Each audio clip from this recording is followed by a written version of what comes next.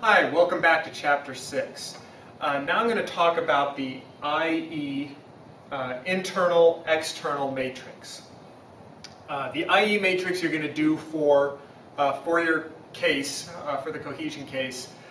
It is not one of the questions included with the cohesion case, but it's in Chapter 6, and I think it's a very valuable, it's also a very simple matrix that we should use. One of the ones we're going to skip is the Boston Consulting Group matrix.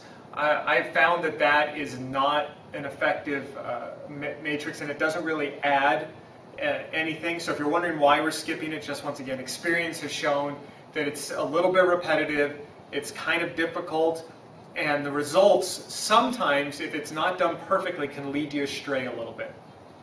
So we're going to do the IE matrix as an alternative. It's very straightforward. I'll go over it, and it should only take a minute or two. All right, first we need to draw 9 quadrants.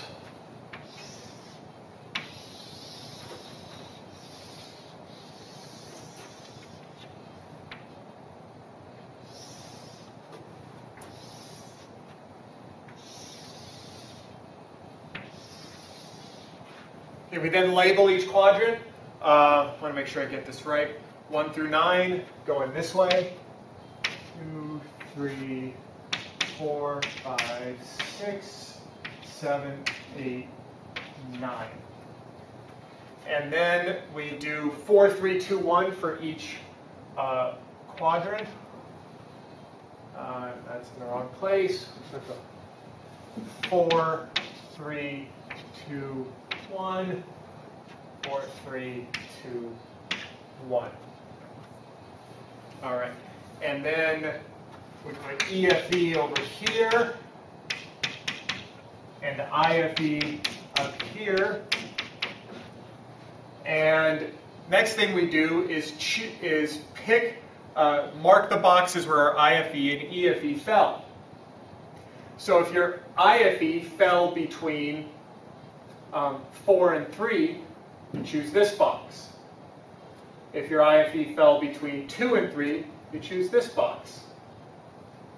So in this particular case, we're going to do Krispy Kreme. I didn't do the IFE with you on Krispy Kreme, but it fell between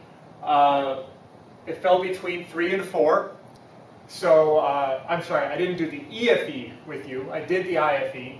The IFE was 2.5, if you remember. So that means we're in this box on the IFE, and on the EFE, we were between 3 and 4. So we're up here. Okay, since we're here and here, like any other matrix, that means we're in this box. Okay, we're in the between 4 and 3 on this one, between 2 and 3 on this one, so this box. That's all. There's no additional math needed for this one to know where you fall. If, for example, your IFE was 2.5 and your EFE was 2.5, 2.5, 2.5, you'd be in this box, box 5. But we're in box 2. And what you do then is go to your text, and you'll see that box 2 is lumped together. I'm on page 189 of the 13th edition. And you'll see that the boxes 1, 2, and 4 are all grouped together.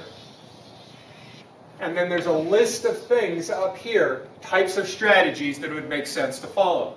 And in this case, backward, forward, or horizontal integration, market penetration, market development, product development, grow, and build. So since we landed here, those are the things that this matrix is saying we should do. And that fits with our SWOT matrix. Remember, the things we came up with were very growth-oriented, building-oriented. So we know we're in the right place. If, for example, we were down here, there's a list of things in that bottom corner, and in the book it says harvest or divest, retrenchment or divestiture. So that means you got to sell stuff if you're down here. So this is very similar in a way to the space matrix, but it's just more confirmation that you're on the right track.